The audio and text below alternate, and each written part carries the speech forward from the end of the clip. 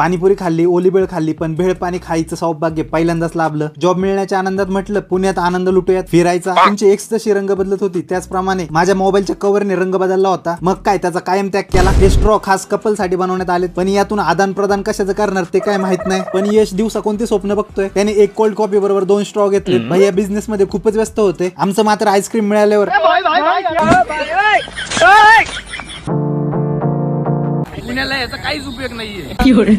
आम्ही उद्यानामध्ये फिरत होतो, पण अंगातील किडे थोडी शांत राहतील.